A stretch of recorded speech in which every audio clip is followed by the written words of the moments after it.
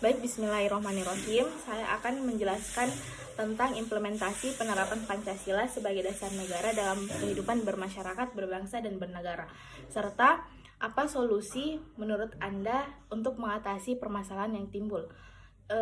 Option pertama yang akan saya bahas di sini selain tentang implementasi, saya akan membahas tentang Pancasila sebagai dasar negara. Jadi Pancasila jatuh pada tanggal 1 Juni, lahirnya Pancasila jatuh pada tanggal 1 Juni yang ditandai oleh pidato yang dilakukan oleh Presiden pertama Indonesia, Soekarno pada 1 Juni 1945. Di dalam ingatanku, menggali di dalam ciptaku, menggali di dalam khayalku, apa yang terpendam di dalam bumi Indonesia ini, agar supaya sebagai hasil dari penggalian itu dapat dipakainya sebagai dasar daripada negara Indonesia merdeka yang akan datang. Sudah terbukti bahwa Pancasila yang saya gali dan saya persembahkan kepada rakyat Indonesia, bahwa Pancasila itu adalah benar-benar satu dasar yang dinamis, satu dasar yang benar-benar dapat menghimpun segenap tenaga rakyat Indonesia, satu dasar yang benar-benar bisa mempersatukan rakyat Indonesia itu untuk bukan saja mencetuskan revolusi, tetapi juga mengakhiri revolusi ini dengan hasil yang baik. Maka aku adalah sebenarnya utusan, wakil daripada revolusi Indonesia. Revolusi Indonesia ini bukan revolusi Soekarno, tetapi revolusi daripada seluruh rakyat Indonesia, dari Sabang sampai Merauke.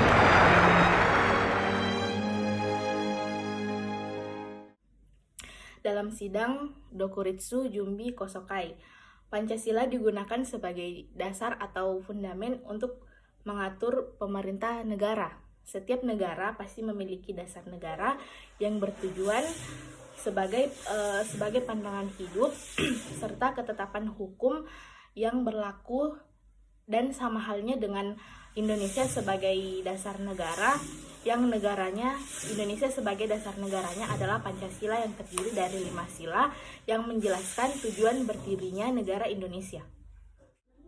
Baik, soal yang kedua yaitu tentang implementasi.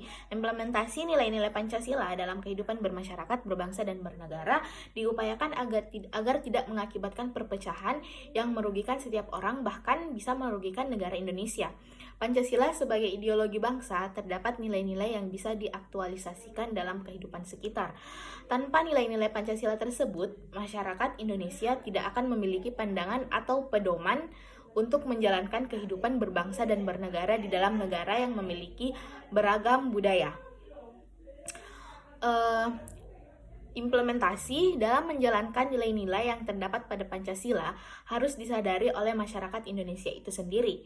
Karena datangnya keinginan diri sendiri, nilai-nilai yang terkandung dalam Pancasila harus dijadikan pegangan dalam hidup bermasyarakat, berbangsa, dan bernegara.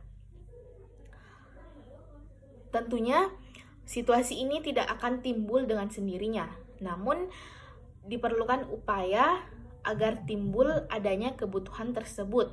Masyarakat Indonesia yang bersifat